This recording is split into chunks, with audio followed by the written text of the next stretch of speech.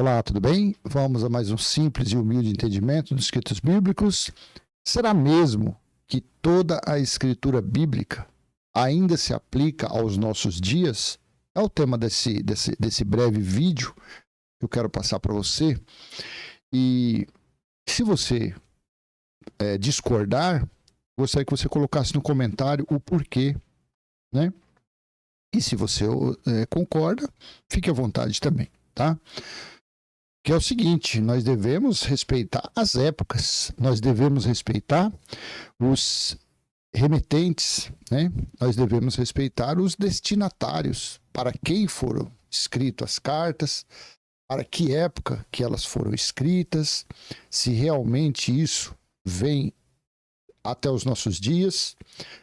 E tudo se cumpriu 2000 anos atrás, lá no ano 70, durante o juízo. Então, por que ainda os escritos bíblicos servem para nós?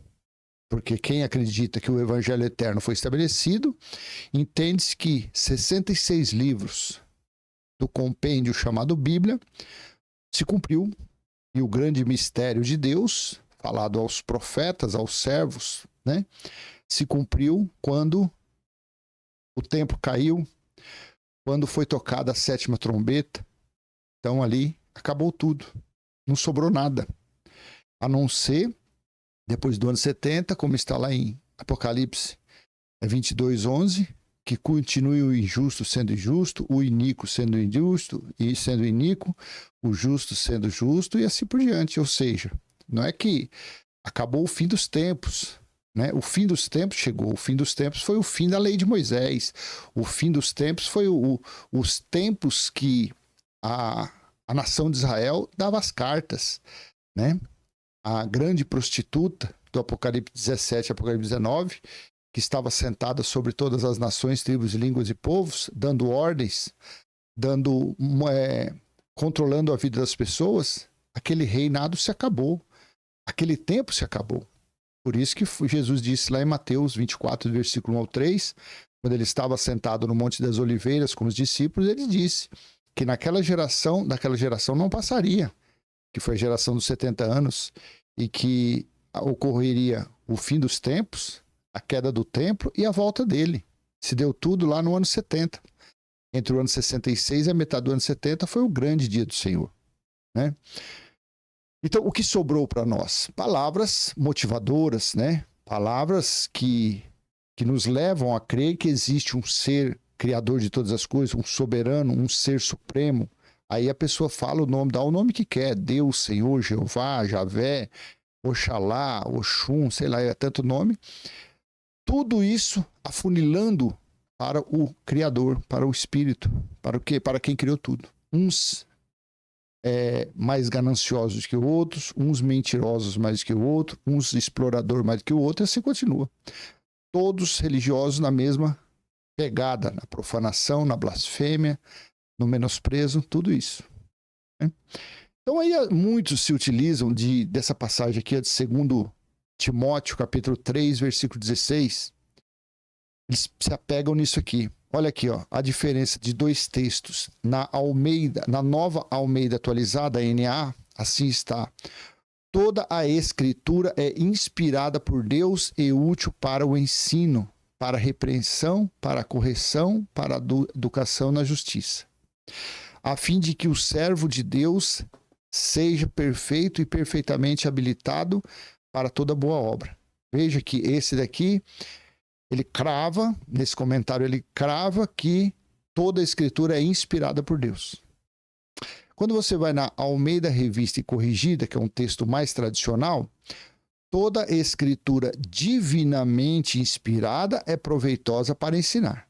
Toda a escritura divinamente é inspirada e proveitosa para ensinar, para redarguir, para corrigir, eu não sei por que põe essas palavras, para corrigir, para instruir em justiça, para que o homem de Deus seja perfeito e perfeitamente instruído para toda boa obra.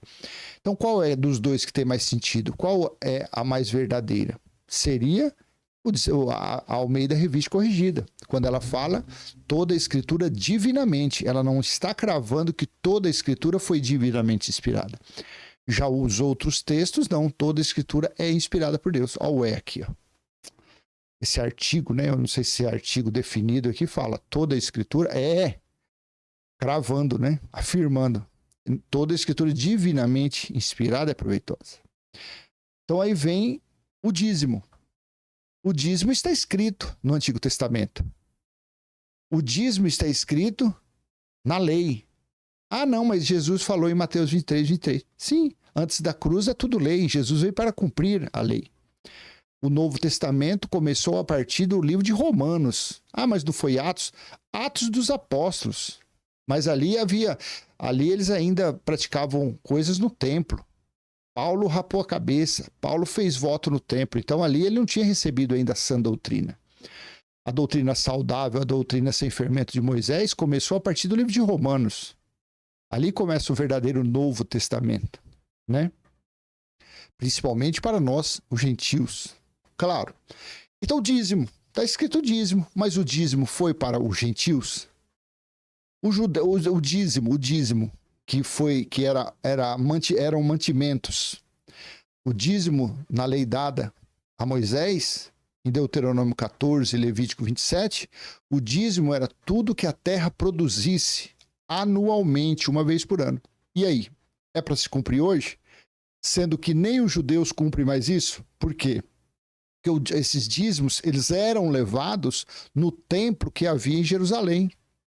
O templo que os judeus dedicavam a Deus. Mas esse templo não existe mais. No ano 70, esse templo caiu. Esse templo foi dissolvido, foi aniquilado.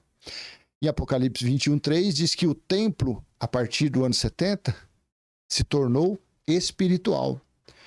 E o templo espiritual está nos seres humanos, ou seja, no espírito das pessoas, no entendimento, onde o próprio Deus está. Por isso que ele mesmo disse lá em Jeremias 31, 34, que depois daqueles dias significou o dia do Senhor do ano 66, a metade do ano 70, ele disse que depois daqueles dias ninguém precisaria falar mais dele, falar de Deus. Por quê? Porque tudo se cumpriu. Então esses templos que existem por aí são tudo fraude, é tudo mentira, são tudo templos de engano. Esses templos não são de Deus, não são nem dedicado a Deus pelos exploradores, pelos fanfarrões, né? Para esses pregadores, eles que falam que o templo deles é de Deus, mas claro que não é. Se fosse assim, existiria milhões de deuses, porque cada CNPJ religioso, cada denominação religiosa, o Deus age de um jeito. Quer dizer, então o dízimo nunca foi para os gentios e muito menos hoje em dia até para os judeus não é mais, porque não existe mais templo. As ofertas que são pedidas nesses lugares, as oferendas, onde era levado isso?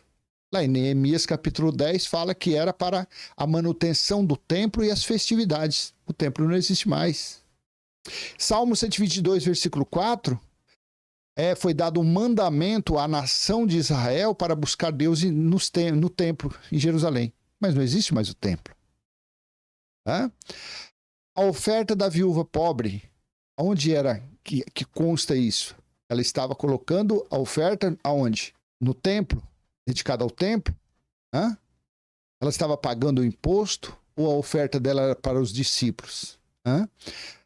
Nem discípulos existem mais e muito menos o templo não existe mais também. Jesus foi apresentado no templo ao 8º dia para cumprir a lei de Moisés. Nenhum dos dois tem mais a lei de Moisés. A primeira parte foi na cruz e a segunda parte foi quando o templo caiu. Não existe mais as leis de Moisés. E também não existe mais o templo para se apresentar à criança. E aí? O que mais? As profecias, todas as profecias, as duas principais profecias se cumpriu. Que foi Apocalipse 11, capítulo 11, versículo 15 ao 17, que lá no capítulo 10, versículo 7, fala que quando a 7ª trombeta fosse tocada, então o grande mistério de Deus se cumpriria. Quando você vai ver, a 7ª trombeta foi tocada ali dentro de Jerusalém, como está no capítulo 11, versículo 15 ao 17. Quando você vai ver quem falou isso, foi Daniel, capítulo 7, versículo 9, 10 e 13. Ou seja, o grande mistério se cumpriu, que foi o quê? Foi o Cristo assumir o seu reino. Cristo assumir o reino do mundo. fazendo com que o reino de Moisés acabasse, fosse aniquilado. Então esse reino se cumpriu. Vai fazer 2000 anos. Então não existe mais reino de Moisés. O grande mistério se cumpriu.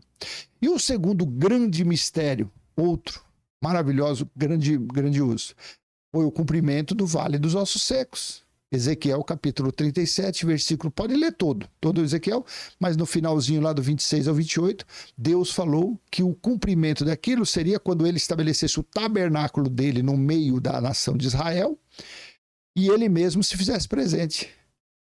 Pronto. Foi assim que aconteceu no juízo do ano 70.